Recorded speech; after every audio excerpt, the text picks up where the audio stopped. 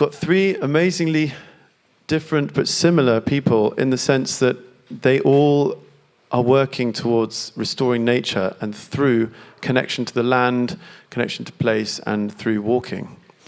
And I'm going to let each of them introduce themselves because I want you to bring out what exactly you want to say about the way that you've approached this subject. But just briefly, I mean, we met 10 years ago when just Martin and I, and when we were starting at the beginning in the British Pilgrimage Trust, we met, and I think it was the Gatekeeper Trust conference. You spoke there, and I remember thinking that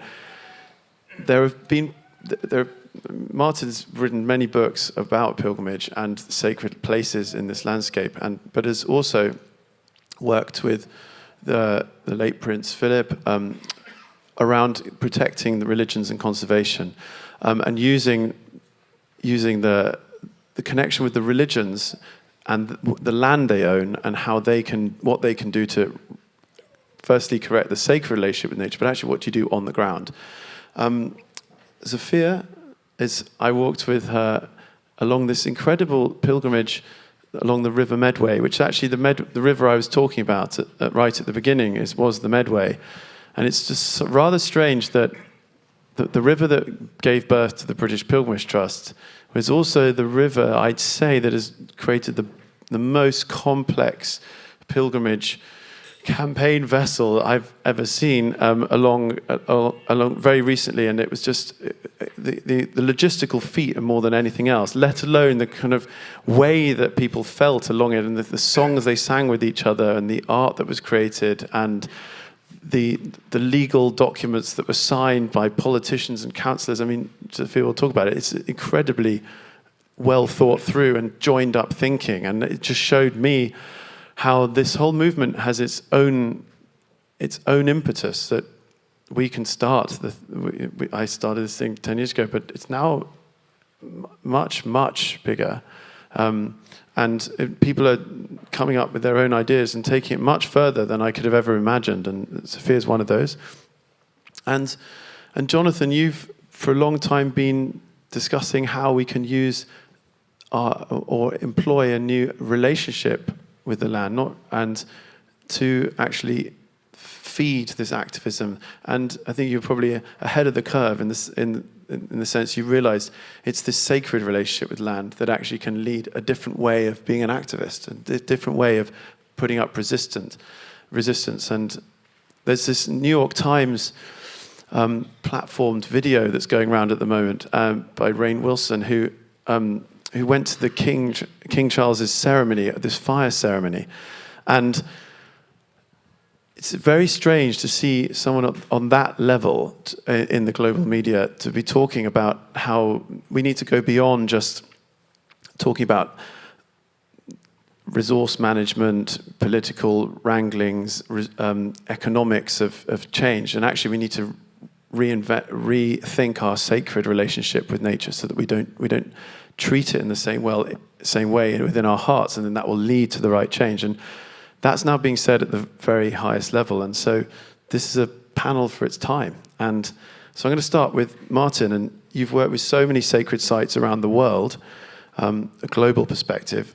But can you share one pilgrimage that you've noticed other people doing, or that you've actually taken part in yourself, that shows how walking can help restore the land, and not just the spirit, or as well as the spirit? Well, thank you. Is this on? Can you hear me? Yeah. Oh, must be on. Very good. I suppose the example, which I have not been able to do because I'm not a Muslim, but one of the most powerful pilgrimages in the world, of course, is the Hajj to Mecca. And we were approached, as Guy has said, I worked for many years as Prince Philip's religious advisor on the environment, which is a wee bit like being etiquette advisor to Attila the Hun, but it was a bit more entertaining than that at points. It was quite, the food was good. So he had this idea back in the 80s, when he was the international president of WWF, that, and this touches very much on what you've just mentioned, Guy, WWF was going to celebrate its 25th anniversary in 1986, and they'd already decided it was going to be on economics, it was going to be in Jakarta, they'd chosen the speakers. Prince Philip goes to a meeting about 9 months before and goes, well, I'm not coming. They go, what do you mean you're not coming? You're our president. I'm not coming. This is, if it was data that was going to save this planet, we'd be doing it now. But it isn't data. It's stories. And the only groups that have been successful in changing how people think and act have been the faiths and the arts. And we've never worked with them, he said. What idiots we are. And as I pointed out to him a little bit later on, I don't know anybody who's actually been converted by a pie chart. Now, some pain in the arse is probably going to stand up and say, well, I was. But actually, we're changed by stories, and that's what's effective. So one of the biggest areas that we uncovered was the impact of the Hajj, ecologically. It's something that every Muslim is supposed to do.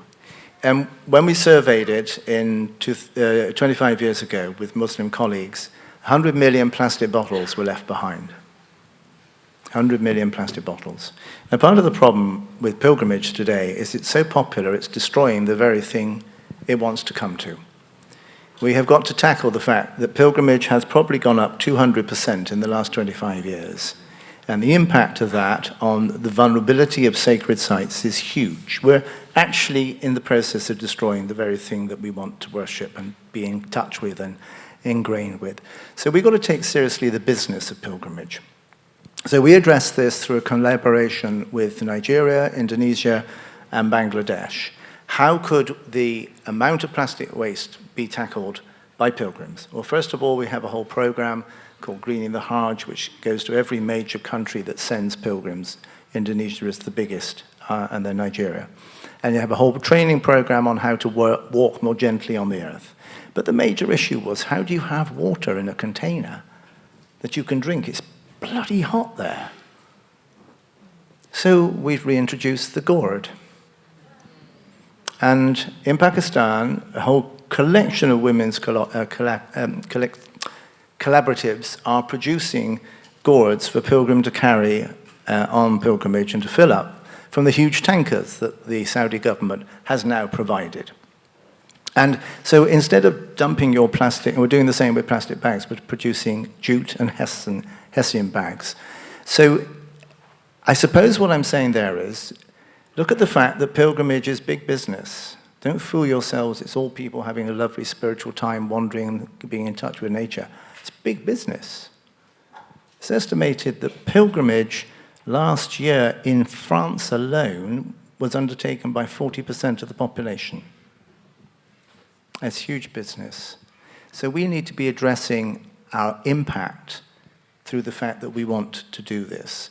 And water use, food, that's fairly central. And so we set up in 2011 the Green Pilgrimage Network, which works in about 85, maybe 90 countries around the world, with every major religious tradition, indigenous traditions. And it is about often recovering stories and memory. We did a project in Mongolia, funded by the World Bank. The World Bank funded pilgrimage. I loved that. They had no idea what it was, but we managed to sell it to them. And the main thing we did, remember, it had been the second communist country in the world, communist since 1926. And in 1991, it collapsed. We went in 93, and we mapped all the old sacred sites according to the Buddhist sutras. There are 850 Buddhist sutras, each of them associated with a physical feature of the landscape in Mongolia. When we mapped what those said, things like, don't cut down the trees on this side of the mountain or the goddess will flood your village, we found that the World Bank's geo-ecological map of Mongolia almost exactly fitted what the Buddhist monks had come up with 500 years ago when shamanism collapsed and the whole ecology collapsed with it. So we helped re-sacralize ancient sites and put up new stelae with new statues and new deities.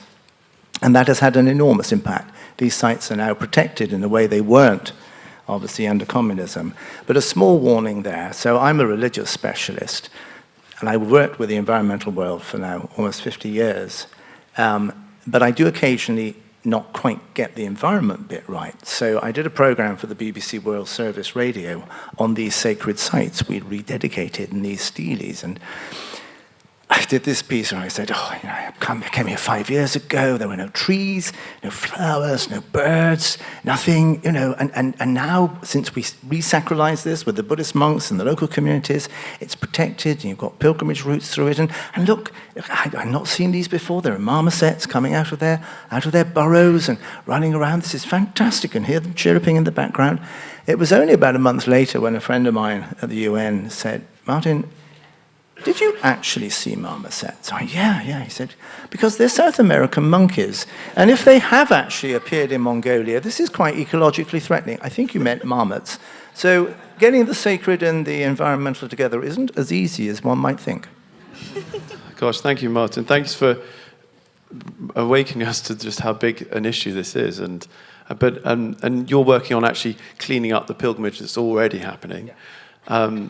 And Zofia, you're trying to clean up rivers through pilgrimage, which is, when I found out this was happening, and then I started to realize how the materials were so well done, and then there were so many people involved, and it was the most well organized thing that I've seen. But also the sacred nature and the fact that it's bubbled up.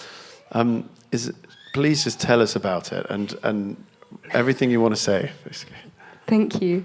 And thank you for your stories, by the way. I see why you're a storyteller in yourself. It's amazing. So really the journey began 5 years ago when we formed Friends of the River Medway.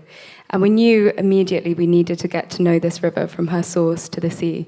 And I'd actually unknowingly grew up by the source of the Medway. The river came through my land, or the land that I lived in. And for me, that journey of 5 years ago, realizing for the first time the name of the river that I had grown up from the age of 10 until 22 by, realizing that journey that I was so deeply disconnected to this river and that I needed to get to know her. So when we formed Friends of the River Medway, we all kind of created a vow and a pledge to each other that we would walk beside this river for the 9 days, the duration of which from the source to the sea it takes. And this was a journey of a relationship, both between the community and between ourselves and this river. Up until this point, we knew that Upper Medway, most of the people that went on the pilgrimage were from the Upper Medway. And it was kind of like knowing a friend through one phase of her life. We knew it was incomplete. And then by the end of that journey, the intimacy and the love and the care that we were feeling towards this river had grown to a level that I actually didn't anticipate. Pilgrimage in itself invited us to slow down, framing it within that, because actually there's people that do river walks. For example, Drinkable Rivers, if you've heard of Leanne, she's incredible, and she does river walks all around the world. And framing it as a pilgrimage gave us the ability to say, we are here acting in reverence and in devotion to this river. This is what we're walking towards. We're walking towards her end, where she meets the Thames. And we are going to be in reverence to this river every single day. And what that opened up was people actually really started to tune themselves into this journey of the river, watching the kingfishers flash through, eating the blackberries beside her and just tasting and relishing in their ripeness and realizing this blackberry has been fed by the river and we too are fed by the river.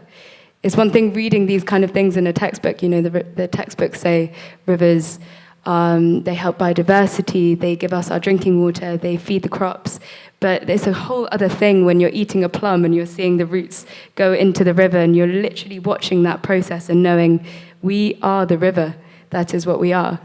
So it was the most profound experience of my life in so many ways. And the pilgrimage, the walking aspect was one facet. As you said, it was quite complex. There were definitely lots of different things going on. We had a compost toilet that traveled alongside us for a week of it to essentially bring up the conversation about the fact we use 5 liters of water every time that we flush the toilet.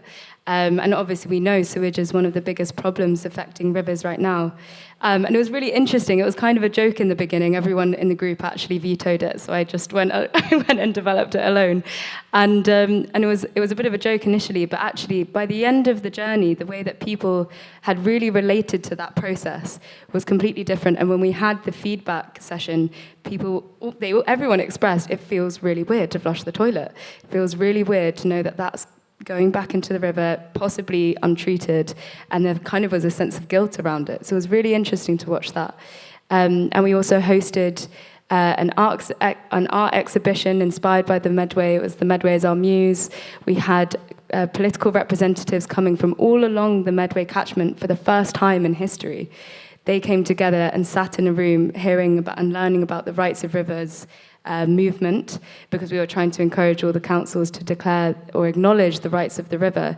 And it was the first time they had come together, and people by the end were emotional, having witnessed the love for this river. All these people that have been shaped by the river and who shaped the river, coming together and vowing, we want to make a difference for this river, and we are up for going beyond party politics in order to make that happen.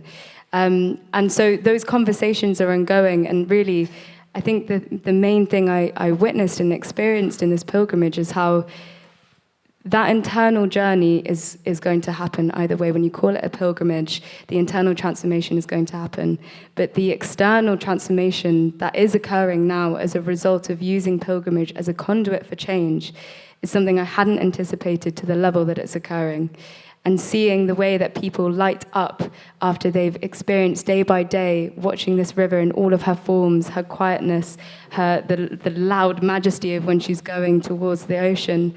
And seeing the way that people really had the opportunity to remember and to feel what we used to do as human beings, traveling together as a pack, picking these blackberries. It felt like we were hunter-gatherers again, but without the hunting aspect so much, but we were doing lots of gathering and really connecting deeply into that. And as a result, the inspiration that's shining through people, it's kind of like, I guess similarly to what you said about how 10 years ago, you co-created this, and seeing how it's run and done its own, had its own journey. The same has been with witnessing the participants, the way that they have now gone. And one person, for example, is she spent 10 years at the Ellen MacArthur Foundation, so she's got an incredible experience in this field, and she's now developing a bioregional learning hub for farmers in the Upper Medway because she was so inspired by the experience and just wanted to essentially act in devotion to this river and create more regeneratively grown food. So yeah, that's a snippet of it. It's beautiful. And also devotion, I think this is a word that we don't use enough in our culture, that really, at the end of the day, life is all about service and devotion. And unless you know what you're devoted to, you're lost.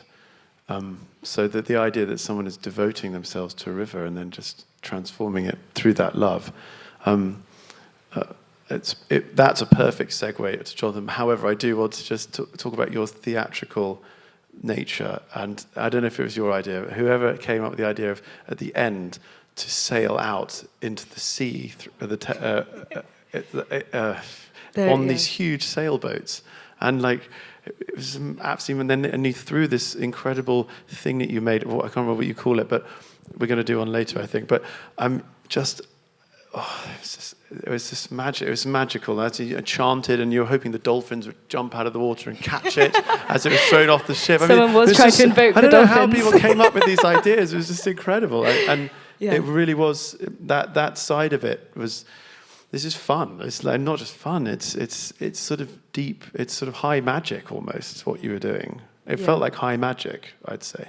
Yeah, and I'll speak more about the ceremony. I think there's a question around that. But yeah, the water ceremonies were such a fundamental part of creating that devotion. And we actually had people donated gold to place at this final moment, which was so theatrical. I was so glad that Guy was there. It was someone's there. Yeah, everyone was trying to invoke the dolphins. They were sort of throwing their gold necklaces and throwing their jewels, and it's like, God, this is incredible. Like, they actually care. So Jonathan, because I think you've for a long time known that we need to devote ourselves to the land in this humble way of ceremony, and that the activism starts from that perspective. And I don't know you so well, so I'd love you to say whatever you want to say about what you do. So how we've brought that together, our work has been within the organisation of Sacred Earth Activism.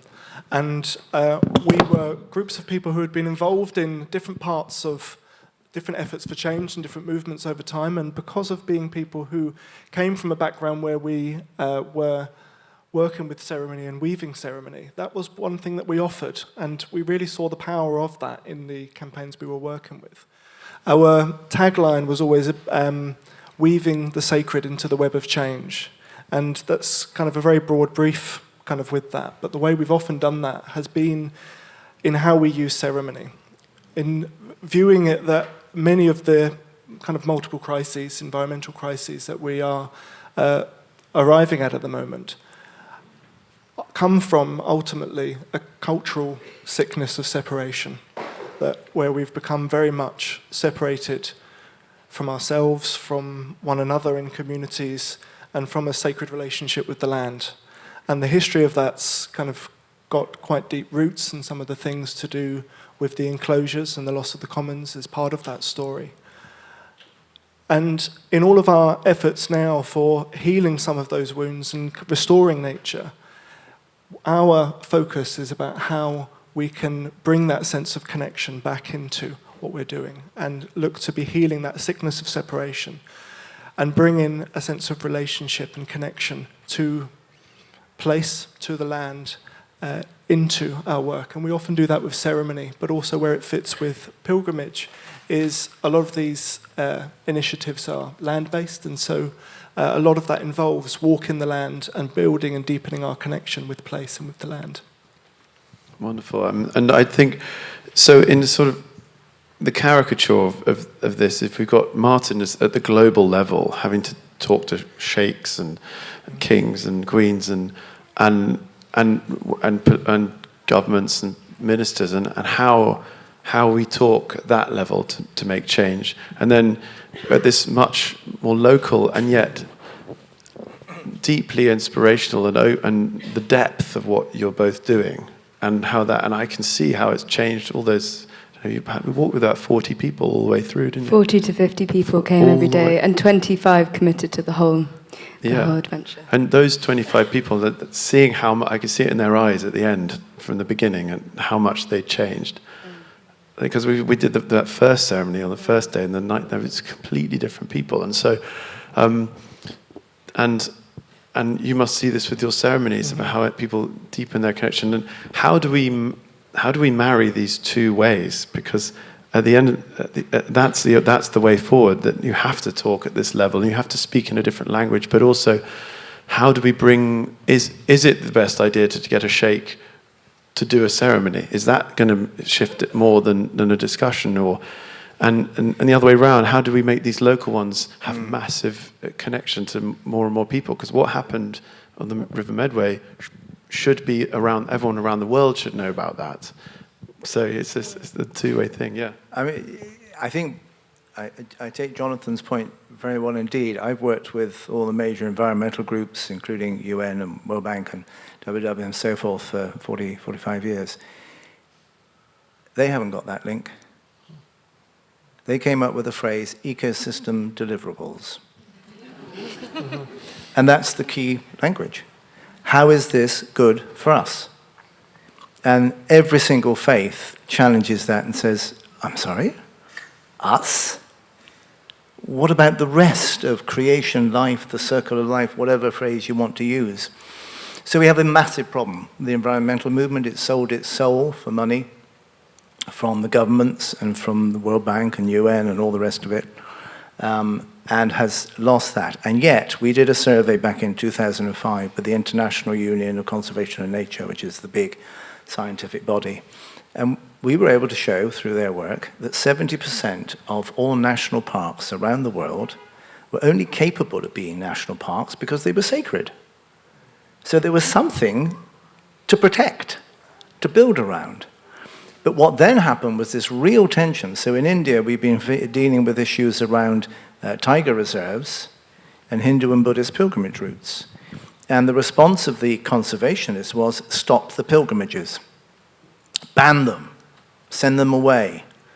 The response of many of the religious leaders was, what tigers? We haven't seen any, so what's the problem? and trying to make the link that maybe they haven't seen them because they're dying out anyway. That was another issue.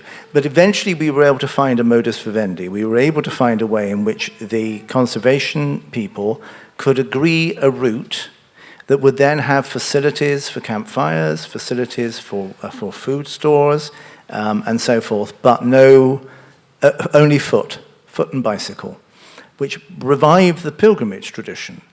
So I think one of the issues, therefore, is how do we find a way forward that actually does exactly what Jonathan's saying, exactly what you've done, Zofia. Sophie. Even your parents couldn't get this right, you told me. How do we find a way to put the sacred back into the conservation and environmental and ecological movement? Because it ain't there. And how irony is that the faiths are doing it anyway. There is not a single faith in the world that is not working on its pilgrimage routes. I spoke about the Hajj, 100 million bottles 25 years ago. We're down to 8 million this time. We're on our way. Similar problems with Santiago de Compostela, similar problems on many of the Hindu routes. We did our first survey of the Chinese sacred mountains, 4 Buddhist, 5 Taoist in the mid-90s, 8 million people a year, which was manageable. Now, each of those mountains has about 20 to 25 million. The Shinto shrine at Ise, we did a major program with our Shinto friends. People are coming to the Shinto shrine, which has this amazing ancient forest, not to worship the sun goddess, but to touch old trees. And they're killing the trees. So how do we manage? We cannot just do this by being all spiritual and wandering through in a slight daze. We've also got to be practical about, in the way, I love the fact that you've got the local people, the local councillors, the people, landowners involved. It's got to be a partnership. Otherwise, it's a nice little private trip. And frankly, that's all very nice, but it ain't going to save the planet. Who wants to respond next? Yeah, I'll kind of add on to that. Because what you say about kind of the link between needing to kind of be working with the legal systems and have supportive legal frameworks working alongside it is going to be absolutely necessary. The work that happens with going out on pilgrimage and having moments of connection with nature that change something in us, that inspire something in us. All of those things can work on a personal level, and people who've been on pilgrimage will have those moments where they've been, maybe even with their own thoughts out on the walk, and then something has happened in the space and in the environment that sort of responded to that, or that has touched them in that way. And they've had their own personal connection to the landscape. When people go on pilgrimage in groups, that happens on a group level. When it goes a bit further, it happens on a cultural level. And we can start to get kind of some cultural shifts, but it's absolutely important that there are legal frameworks that support that. You had mentioned, and I hope you'll tell us more on the kind of the rights of nature side of it, on how those frameworks then can reflect the changing attitudes. One of the areas of work that we've been working on in Sacred Earth Activism is a project called the Sacred Lands Charter, and that is looking for official legal designation for sacred landscapes so that they can be protected, so that they can be officially recognised for their sacred value.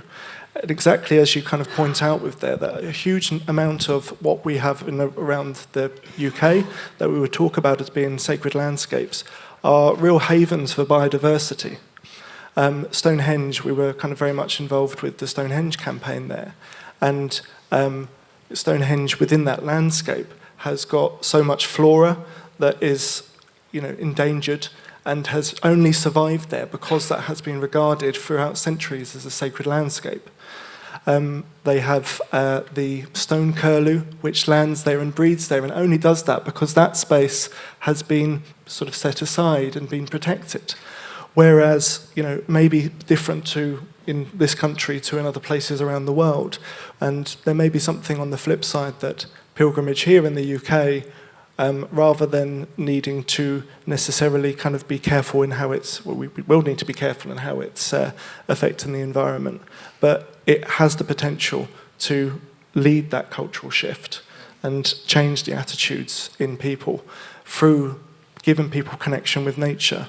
The quote of, we won't protect what we don't love, and we won't love what we won't know, and we won't know what we won't see.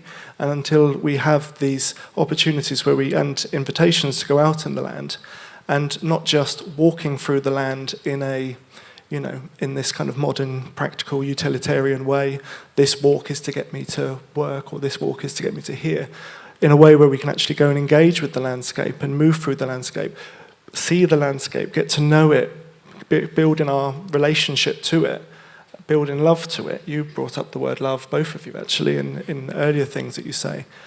That's how we can start to build that cultural shift. And if we can then start to, through those conversations with relevant authorities, to build those supportive legal structures in there to reflect that needing to work on both levels. Thank you. Yeah, I'd just like to add, I really feel it is a synthesis. This is what we need to do now, is to these. So the Friends of the River Medway, we work through the practical, the legal, and the sacred. And we've always tried to, we make sure that those three elements work in balance with each other, because often the more practically minded people will be like, oh, no, we don't need to do that. Just focus on the litter picks. We don't need to do another ceremony. Whereas the ceremonialists are like, this is what's always happening. The sacred's being pushed down. And it's such an interesting, microcosm of what's going on. And integrating those three parts in the pilgrimage is what made it powerful, because you complemented having citizen scientists going out and taking tests of the river and having data to show by the end of the pilgrimage. You had us doing litter picks, so we're actively showing we're caring for this environment and we want to remove the plastic, we want to remove all the random bizarre things that we found there. And then you have the legal element where you're advocating for the rights of rivers, which, this is springing up actually everywhere. It's incredible. But really saying this river is alive. We've witnessed it by walking it. We know that to be true. And this river deserves to have its rights legally represented in the court. It deserves to have a voice. And that, obviously, that's a huge shift that is required within people's perception. But in the sacred element enables that, upholds that into being. And so the water ceremonies, they facilitated even people that didn't have a spiritual background. By the end, they were like, you know what? That was so beautiful to just be able to be present, to witness and to feel this river. I don't know if I believe in all the things that we're being called in. I don't know if my prayer is going to do anything, but I do see the value in that. It has facilitated a transformation within me. And we actually got covered by the ITV. And it's hilarious because they have a recording of me essentially showing the sun drop, this piece that we put into the river at the end. And it kind of looks like a cult. I think there's a cultish element. They have to actually qualify why you're not a cult. They have to start the whole clip saying this sort of looks like a cult. It looks quite unorthodox, but actually they are also getting the councillors involved. And there's an image of me essentially showing this sun drop, and it is hilarious because it looks like I'm kind of mesmerizing the crowd to try and get them more integrated into loving the river. And maybe you are. It's all a secret mission. But the beauty of it was that they balanced out in their approach, in the discourse that they were bringing. They said, here they are, they're doing litter picks, they're advocating for the rights of rivers, they've managed to get all the councillors together, and they have this other element which looks unorthodox, but it's something that we've been doing throughout human history. And when I grounded it in that of just saying, before the Romans came, this was what we did here. And we're just experimenting with what that's like. What does it look like to revere a river again? What does that do for our transformation, both for ourselves and for the river? So I think working together in those fields and really creating an approach that takes the nectar from each one, that's where the change lies. And speaking to the local versus global element, ultimately, I agree that, how can we make these powerful moments? Everyone who went on the pilgrimage was so transformed by that. But obviously, that's a small thing, and how can we ripple it out into the world? And I believe they're mirrors to each other in that the local context, inspiring more local things to occur will create that global shift eventually, and it creates that connection between the people who are in their locality. Knowing someone in Colombia is going and doing a pilgrimage along the way is creating that shared humanity as well as the change for the ecosystem. So, yeah. Yeah, I felt that somehow with that River Medway pilgrimage that it suddenly shifted. There was a sort of, that once that had been done, it had been done, and therefore, I guess by the principle of resonance, it can then be more easily done elsewhere in the world. Even if the person's never actually met them before or met any of the 25, suddenly that is now a fact that something like that happened, and it can happen again, and so it's a beautiful jewel. And I'd like to, because the reason all three of you are sitting here is because whatever you've done has worked. At some, it's there that you have made change in the world, and which bits of a successful project? What makes it work? Let's say the thing you're most proud of. What was it about it that made it work and made the connection between pilgrimage, nature, change, political change? How? I think it's helping people to see the world around them that they haven't actually seen.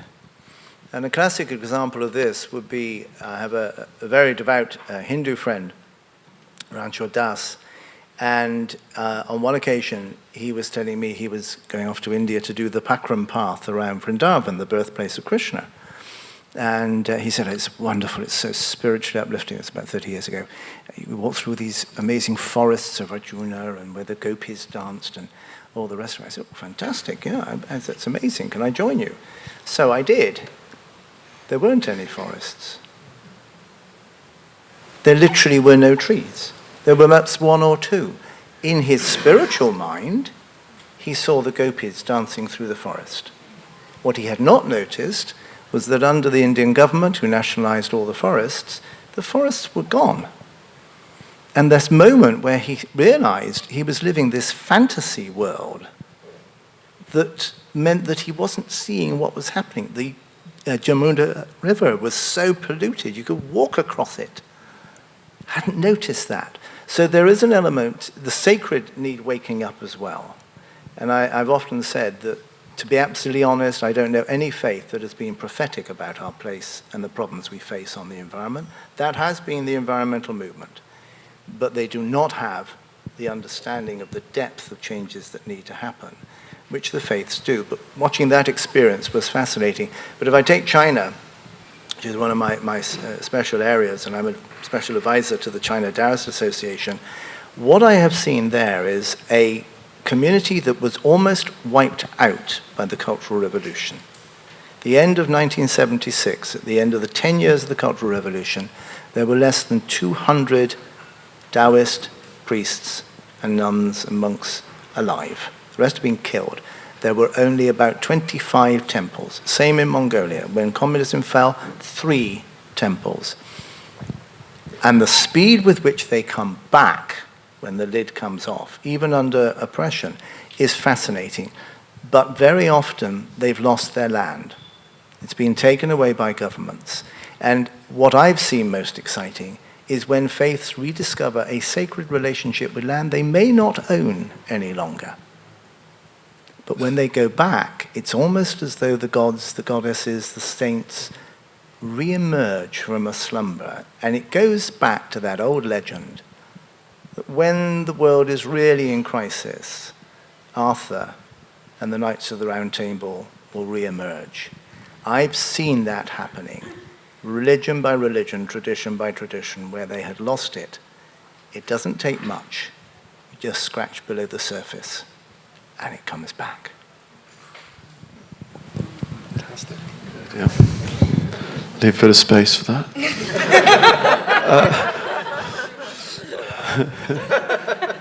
Well, we've got our walk in our pilgrimage in 5 minutes. So, what makes it all work? I think the embodied experience, the element of people truly feeling and seeing for themselves something that they didn't expect to see. And, we're in such an information-saturated world where we're bombarded with things constantly, and a lot of behavior change initiatives are actually grounded in the ABC approach, which is the idea that if you change attitudes, you'll change behavior, and people have the choice to create change. And we know we don't work consciously. We know, there was so much discourse around that we're rational human beings. The Enlightenment really tried to force that down our throats, but we're not. And when you feel something, when you truly have the embodied experience, you can't forget that. And it deeply creates a transformation. So I think seeing that change through people occurred because they felt something. My piece, I think, is for people to just go out and experience it themselves. And, there's the saying where the mystic seeks. Well, actually, no, there's not a saying. I'm going to make this saying, actually. There's another saying, but it's in the context of a magician, so it's a different one. I'm going to change the saying. Oh, this is how it's done, Zofia. Doing the spell. Where the mystic seeks union with God in the stillness. And for me, what I experienced through the pilgrimage was the pilgrim can viscerally feel that union with God through the movement. And that changes you. So.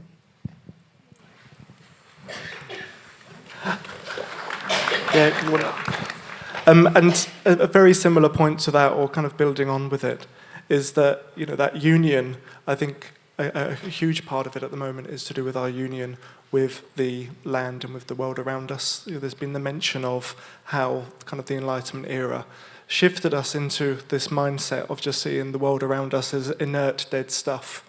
And I think what different movements are refinding is an animistic way of seeing the world. And that often gets kind of misconstrued as being a belief, that animism is a belief in something. It's in our head and we project it out there. But actually animism, where it's seen in traditional communities around the world, is not about kind of what's held in the head, it's about the space in between us and land, between us and place, between us and the world around us, between us and people. And what I think we're seeing with kind of different movements, and I really see pilgrimage as being a part of that, is it's building that connection and bringing our attention to what's going on in those in-between spaces. And we can start to heal that connection and relationship with place. And that's what I kind of see changing in people and inspiring people then to go on and seed that further on with others. Well, thank you all. That was really good. So we're now moving on to the next stage. And but before we do, I just want to also mention someone who isn't here today because she's actually on the river path walking. And this is another astonishing young woman called Evelyn, and she started the Voices of Water Foundation, and she's been walking the rivers for 95 days straight. And I think when I spoke to her on the phone yesterday, I could sense she was in a kind of altered state of consciousness. She wasn't normal. I mean, and I think that's what happens when you walk for that long. I think if someone said to me, walk for 3 days, you'll feel this. Walk for 7 days, you'll start to notice this. Walk for 21 days, then this shift happens. 60 days, then you have to be a bit careful. Because, re-entering life is interesting. But I think she's gone deep immersion now. And I think she'll be able to bring back, once she re-enters and reintegrates, she'll know something you've been working with as a Zofia. Yeah, I just wanted to add, actually, her final day of the pilgrimage is on Saturday. It marks the 100th day of her pilgrimage, coincidentally, and it's actually St. Francis Day as well. And we're going to be walking along the Thames from Gravesend to Cliff. It's a 4-hour walk, so if you wish to join, go on the Friends of the River Medway website on our events and join the extraordinary experience that she's probably been having at this point. You can plug into it. It's great. And it's almost like, sort of almost vampiric. You go and you feel this, because when you're around someone that's done something like that, they have a different quality around them. It changes who they are, and that it shifts you as well through resonance again. Right, so this is the complex next bit. So we're going to, if you want to, we're going to walk along the road to Lower Wormwood Scrubs. And then If we meet out at the front by the staircase, anyone who wants to come can, and then we'll walk for, it's about 10-minute walk, and then we'll do something there, and then we'll come back, and then we'll come back in time for the next. So yeah, it's starting at 5:20. That the next thing. I think I got that right. Yes. No. Yes. Something like that. Anyway, we'll work it out. So meet us out there as soon as you can, and then we'll walk and we'll talk.